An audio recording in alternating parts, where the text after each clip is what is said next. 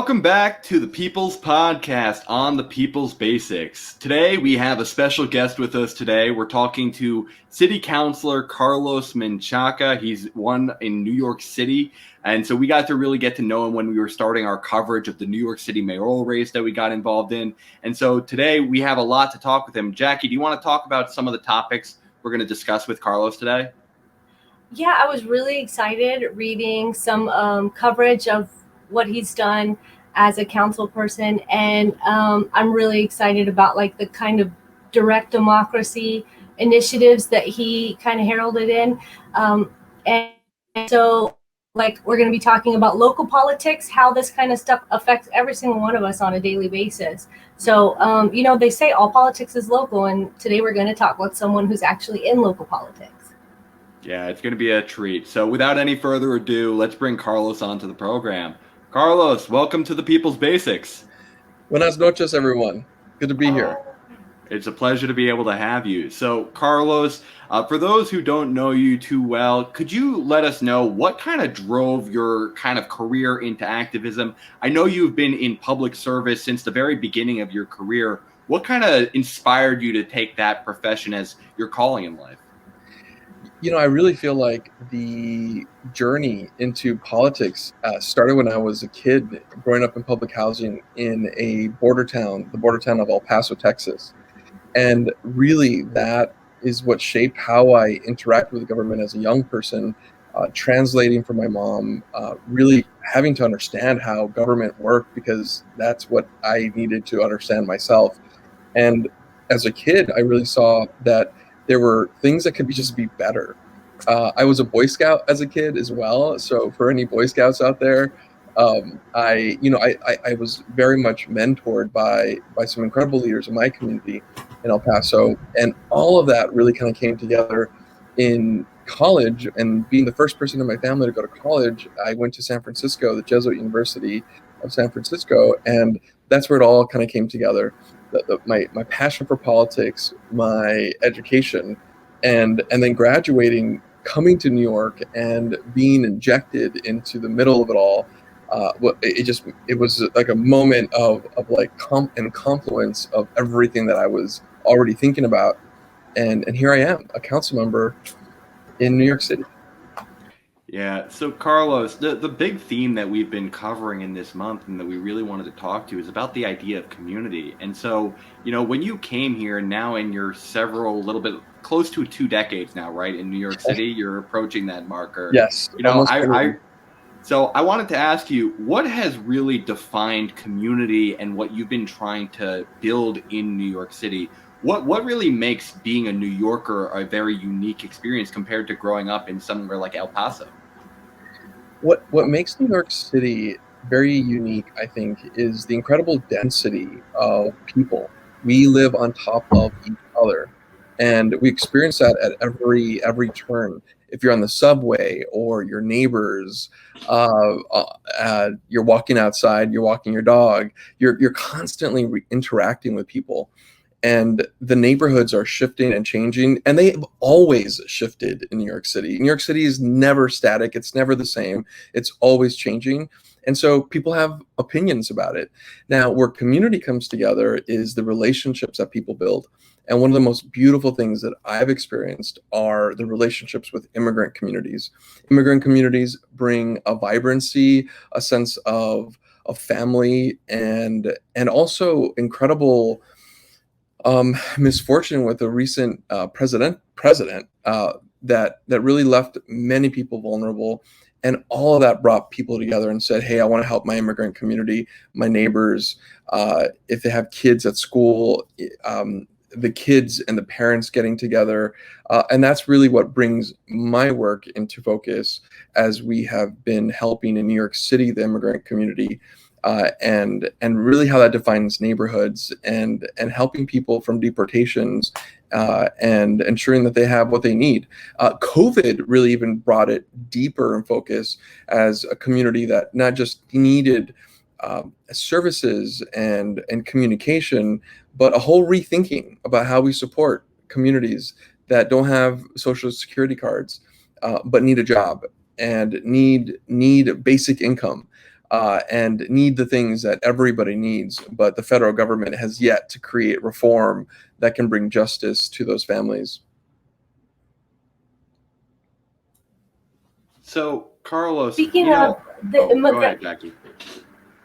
I wanted to ask him about that the ID program that you started. Yes, I would love to hear more about that. That sounded really cool because like I'm in Texas, and all my life you turn in, you come to the office with your expired driver's license and you can just get another one. But now there's the real ID thing, and I had to go get a birth certificate because my passport was expired too. I mean, it was so, and the whole time this is happening, so I had to make 3 trips, and I'm going like, imagine people just quitting. Like, how many people like just don't have the time or can take off of work or have the transportation to go do this. And then also, like, what does that mean? So they're probably driving illegally, and then then you get fines and stuff like that, but also just not being documented and trying to get a job, like you just said, or housing or a car, I mean, a loan, anything like that. So yeah. Yeah, and what you're talking about is access to city services and real shift and change to requiring an ID for almost everything, to get into buildings, to get into your school, and all of those things require identification. Now, there are a couple things that I think are important in this program that we call IDNYC, the identification program. That's a municipal government run. So it's not from the state, or it's not a passport from the government at the federal level. It's municipal government. So we don't have the power to create a driver's license, but we do know that many of the families that I talked to you about that we're really fighting for just need an ID when they're interacting with the police. Sometimes we need people to report crimes, or they are jaywalking, for example, and they're getting a citation on the street. And if you don't have an ID when you're interacting with police, they can pull you into the station. That pulls people into the deportation pipeline. And so we knew that there was a big need for people to have a municipal government identification.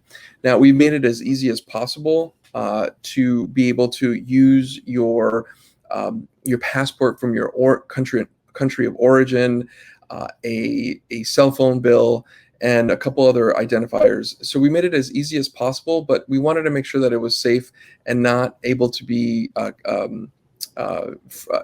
create fraudulent cards. So it's a very safe program, but it allows for people to have that government issued ID to get into a building, to access government services.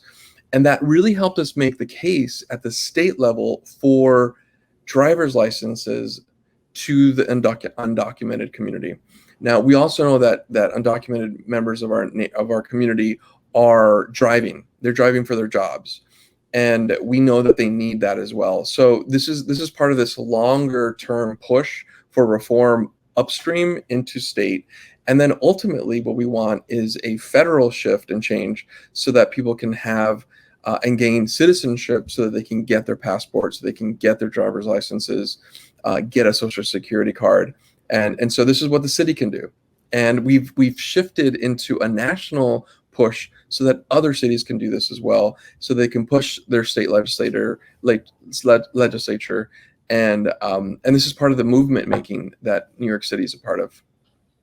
So, Carlos, I wanted to ask you, in that same vein along the form of immigration, I wanted to ask what the interaction you at the local level have with the federal government when it comes to the enforcement of these measures, and if there has been any advocacy that you could tell us about of what that process is like of contention of a sanctuary city if the federal government is looking to kind of come into play. What is that process like, and where is New York City currently on that status? Sanctuary city, what is it? And like the dynamic nature of the city of New York, it's in constant shift and change, and we're always struggling to get there. I wouldn't even consider our city sanctuary. There are so many gaps still at this point that leave many people vulnerable. But to your point, the interaction really has to be, and the pressure has to be at the federal level. And so that happens in a couple ways. One is we really ensure that all of the federal representatives, and in the city of New York, we have several congressional members that are representing the city of New York. So we're constantly trying to work with them to ensure that they know what's going on at the city level, that when we see cases at the ground level, a constituent coming in that is in a deportation proceeding that needs just a little bit more help, that's where we pull in our federal representatives. That gives them a sense about what's going on the ground so that they can push for immigration reform. Two, we had a very difficult 4 years. That's an understatement. It was just terror. It was terror on a daily basis. Sunset Park, Brooklyn, was one of the highest focus points for ICE that received many dozens and dozens during even during COVID raids. Unannounced raids where ICE agents would go in the morning, knock on a door, and really attempt to pull people out of their homes. And so what we were able to do was to essentially train through know your rights sessions to ensure that people knew that they didn't have to open the door to federal agents. And so these are the kind of things that are very much grassroots oriented and know your rights in style sessions in our community so that everybody knows their rights. But we're constantly informing the federal representatives so they can bring that reform. And to be honest, we just haven't gotten it. And it's going to require more than the federal representatives from New York City to make that happen. There are hundreds of congressional members, and I'm hoping that Biden really makes this makes a commitment. I know he's already made it, but actually follows through with that commitment. And we're going to be showing very soon in the next few months about what the economic impacts are when you can stabilize a community, moving them from fear to vibrancy and allowing them to thrive in cities like New York. That's what's going to move this economy forward and get us back to where we need to be. So, Carlos, just to follow up on that, could I get some clarification on some of those actions you'd be looking for from the Biden administration and federal government? Does it go as far as some of the members of New York City call, like an AOC, in abolishing ICE, or are you looking for more reforms in the process? What are you seeing as the proper way to kind of handle undocumented immigrants in New York City and nationwide? It's a few things. One is abolishing the what we know as ICE, but the enforcement mechanism of the federal government is part of it.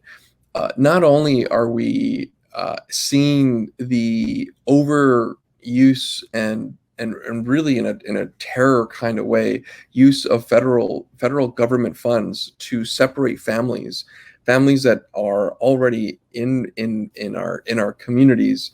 These are government dollars, and so ICE, I think, is one of the things that we have to focus on. The second thing is a pathway to citizenship, and this is a little bit more tricky because the evolution of what we understand immigration to be has moved from a kind of civil government experience to more of a kind of police force, and really kind of violently removing people. So we need to go back to the paperwork and just get people to talk about their last 10, 15 years in the country. It's almost like we got to bring back the humanity in what we understand immigration to be. And I'm being kind of general here because I think we can go in a lot of different ways, but the goal is citizenship.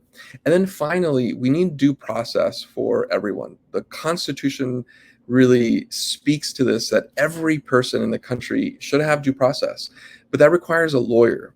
And so what I'm going to be pushing for, and what I'm going to continue to do after I'm a council member, is to ensure that everybody has a lawyer when they're going in through a federal court process. In the city of New York, we spend over $20-some million a year to ensure that everybody that needs a lawyer gets a lawyer in a deportation proceeding while they are in a citizenship application process. that all should be paid for by the federal government. And we're really setting the tone for that kind of due process that the Constitution affords everybody, no matter your documentation status. So these are the things I think are really important as we move forward.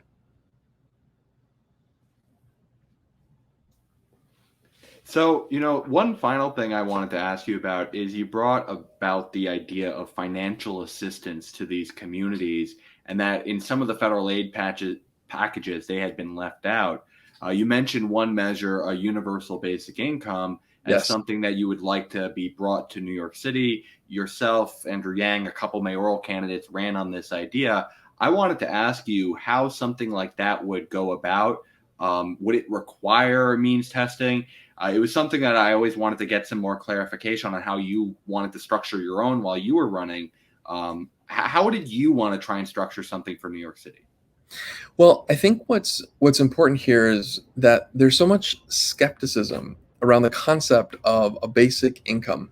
And what we just witnessed in the last year and a half, and this is really an attempt to correct what we saw as the economic base fall from under us, are all the stimulus checks. And that was sent to Americans who were in need. But that really served as a pilot for what I think the federal government, a state government, or city government can do to get money into homes, into families, and ensure that we can get it to as many people as possible.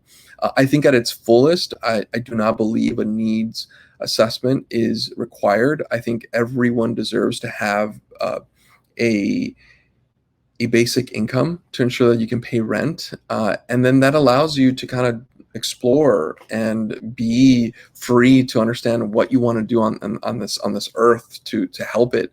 I think we all need a little bit more of support when you have the filthy rich becoming even more rich, and the poor becoming poorer, and that's just the reality of it. So that's the orientation of the program, but I think that this is a federal program, and I think cities like the ID program that we have, or the pain of lawyers for deportation proceedings, all of these things are models and pilots that cities can start doing to really push that up through the states and get the federal government to make that happen. This is going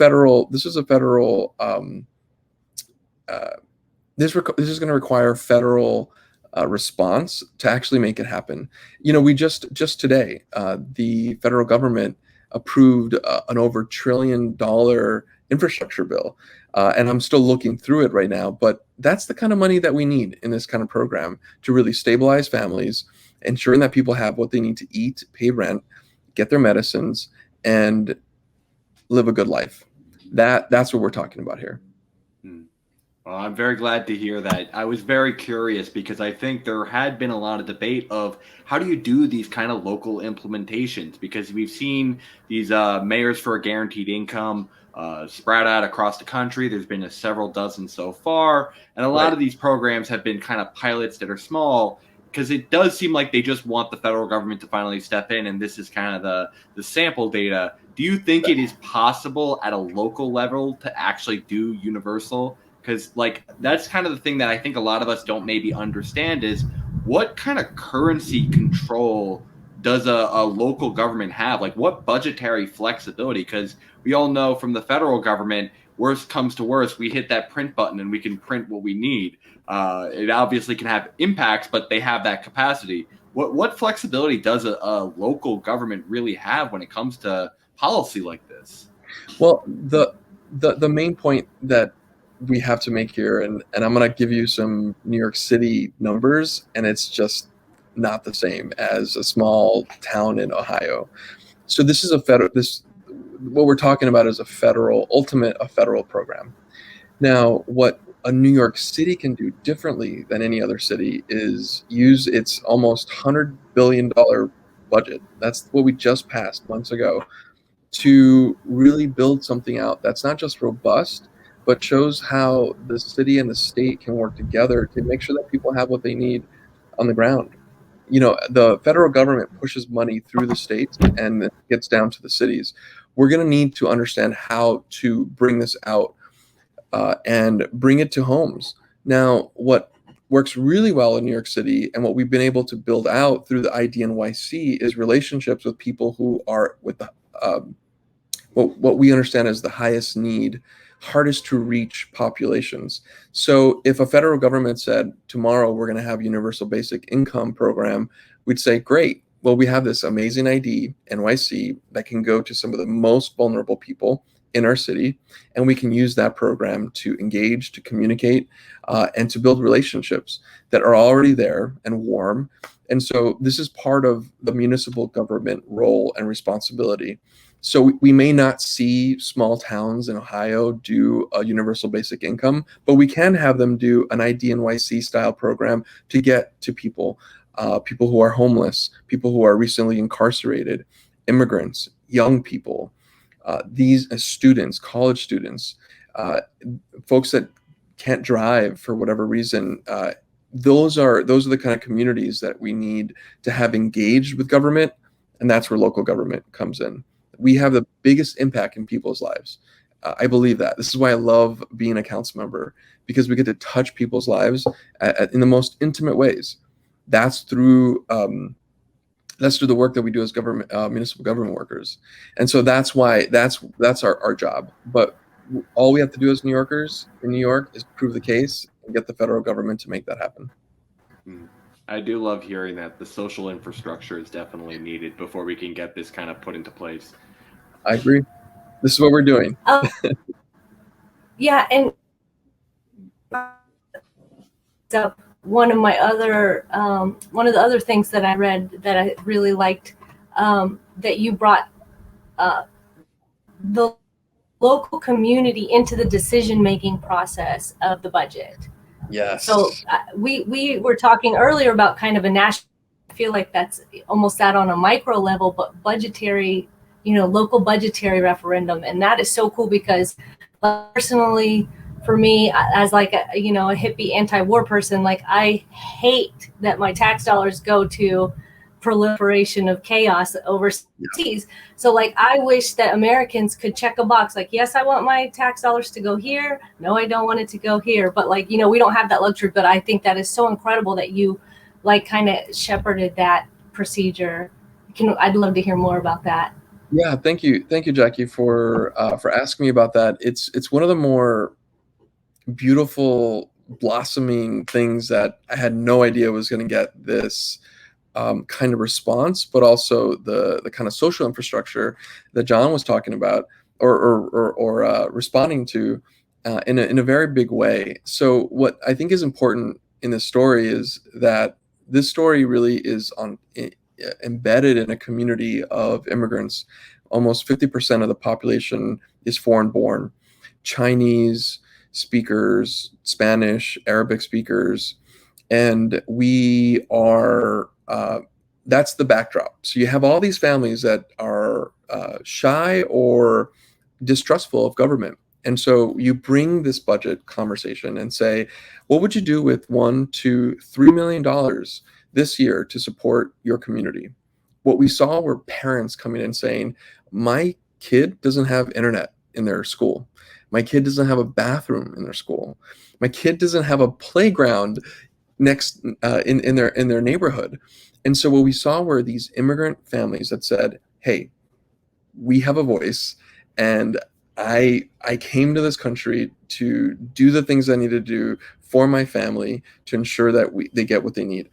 That spark and that connection and that confluence of opportunity with government and people who wanted to make sure that their kids had the best education really sprouted this fervor and this commitment to understanding how government works. So in the first year cycle, parents were walking around the neighborhood now, knowing what the school construction authority was, how much a playground cost, how much a light cost, a fixture on the street. And they were like, let's do it again. And this was a yearly practice. So they came back into the room and said, what are we doing next? And then they brought more people in. And these are all mostly non-English speaking community members that saw themselves saying, I can't vote for you because I'm not a citizen and I'm not able to vote, but I will do this to get my neighbors to vote for a thing that's going to make my community better. And so that just gives more opportunity and access for power. And what I believe at the end of the day is that power is not finite, it's infinite. And when you empower people, you bring more power to the table, which means that things can shift and change faster, which is better. Because then you can start piloting new small little things that can work, and then spread it to other schools. And so it's so dynamic and so beautiful. And I don't even know all the nooks and crannies of just like how the community is just better today, more informed, and they're informing each other. And I get to step out of the way and allow for parents to advocate for themselves and for their kids. And so those are the kind of things that are just really beautiful, and they're going to have long lasting impacts. Because the last thing I'll say is this: we brought the voting process, because people, the way that it works really quick is idea happens in the neighborhood in September. A committee comes together, takes those ideas, and the ones that are eligible for funding get put on a ballot, and then the whole community votes. There's no restriction for voting, and what we saw were really big requests for lowering the voting age in our community. And the high school students were able to vote, and then the middle school students were like, hey, we want to vote too. So they put this whole petition to lower to middle school students. Then the fourth and fifth graders said, hey, my brothers and sisters are doing some work, but we're at the table too. We're doing work too. They put their petition together. So we lowered it to fourth and fifth graders, and we're embedding it into curriculum in schools so that their persuasive writing class is where they get to learn about participatory budgeting, vote in their class, and write essays about the projects that they worked on for the year.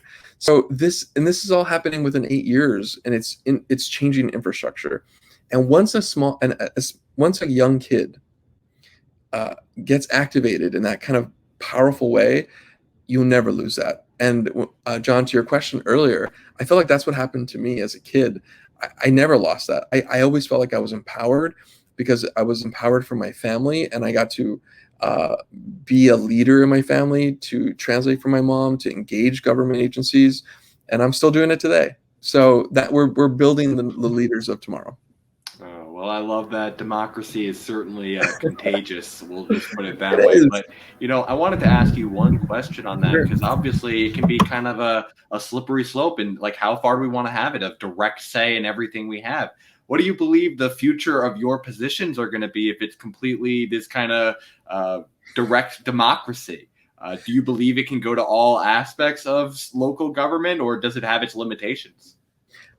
I think if we look at how government sometimes works today, it needs more direct democracy. I think that there are problems with extremes where you only have one and not the other. I think this is about a balance, and I think that we can experiment with more opportunities for community members, especially those who can't vote for whatever reason, should have a say in their neighborhood. This is why it works really well with municipal governments, because you can drill down to a neighborhood and allow a neighborhood to grow in the way that it needs to grow, and develop in the way that it wants to develop, and to really siphon resources and say, we gotta solve this. The federal government would never be able to make that decision in any way, and shouldn't, but a local government should. And so I think there's a balance to this. So I think your question just kind of speaks to the idea that we need to experiment, and through experimentation we can kind of see how it works. And then, like any experiment, you tweak it, and then you make it better, or you scrap it. And this is the scientific process, and then you bring a new hypothesis. And so I'm a believer in that kind of scientific method, even when we're thinking about and practicing democracy.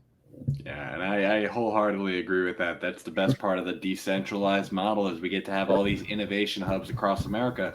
Doesn't mean it always works. Sometimes innovation fails and we come short, and we got to rectify things. But that is the beauty of it at the end of the day. Is in theory, we're having more localized and personalized choice for what we need in our own communities.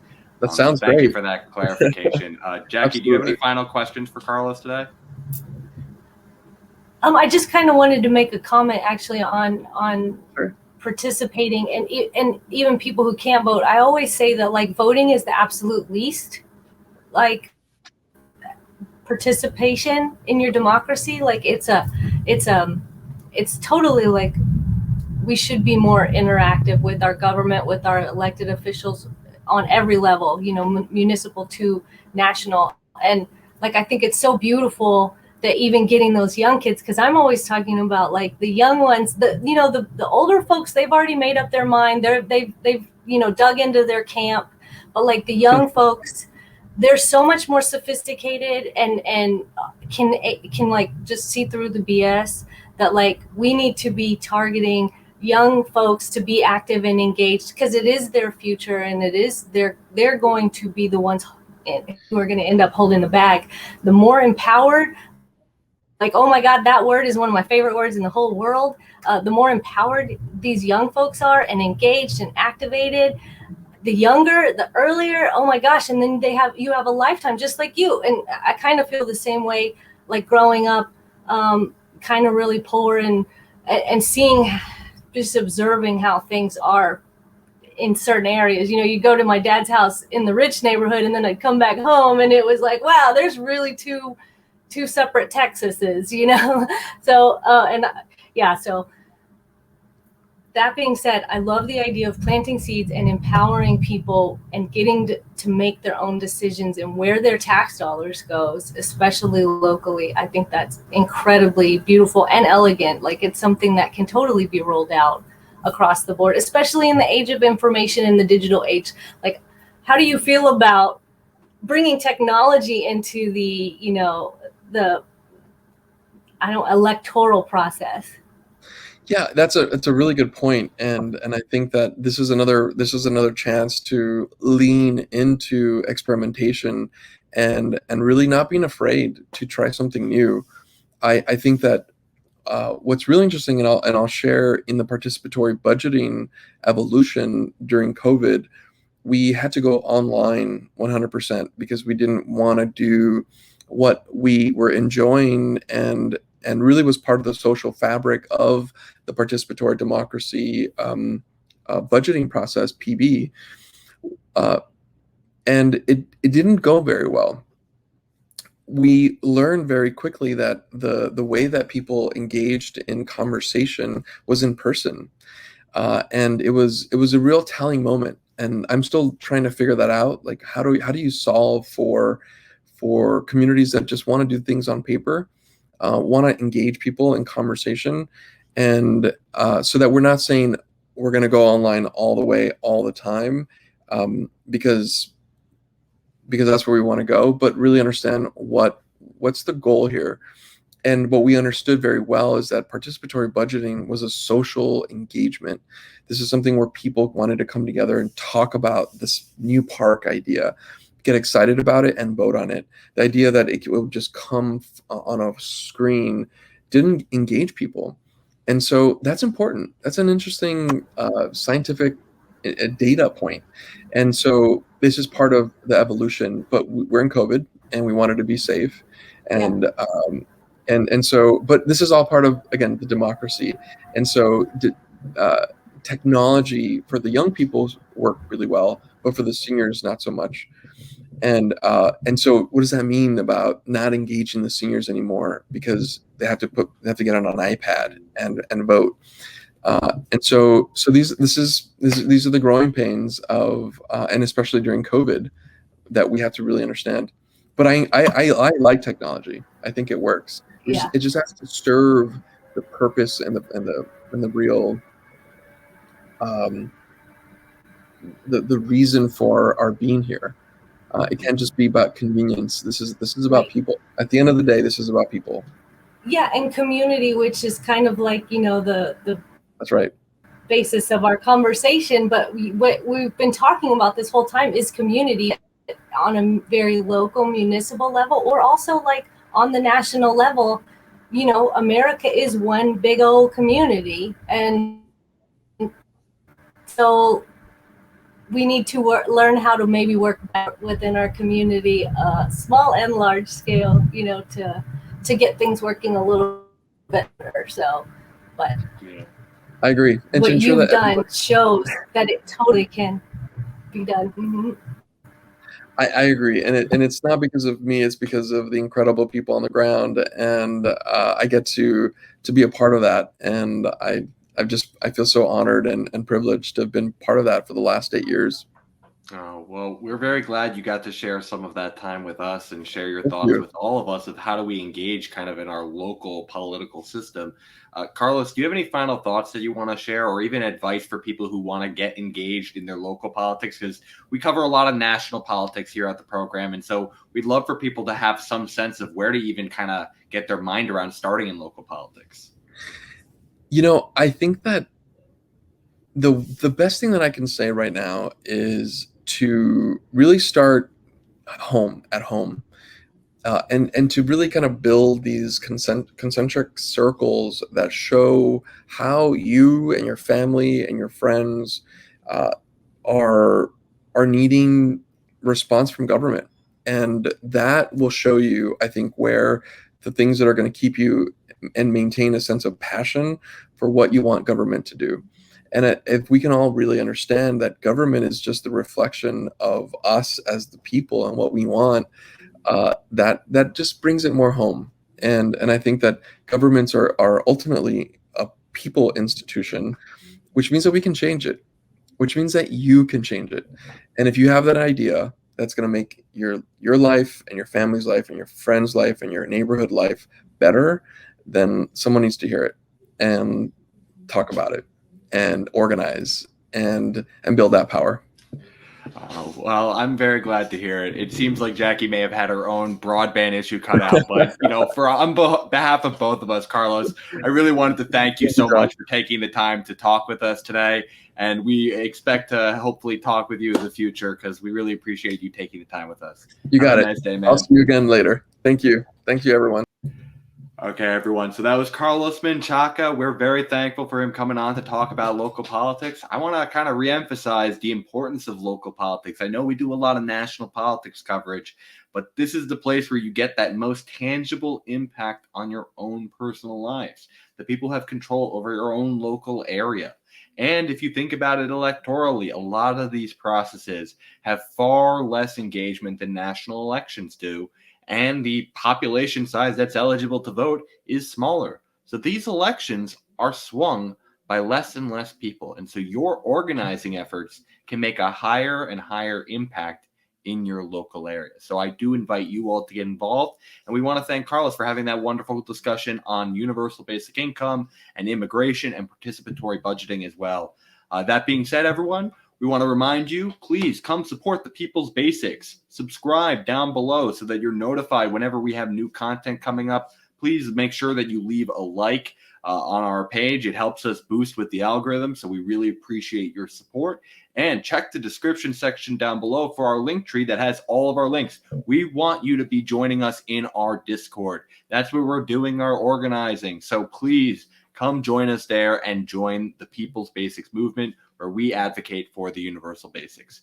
That being said, everyone, we hope you all have a great evening or day out there, whatever time of day you're watching. And as always, we hope you stay classy out there.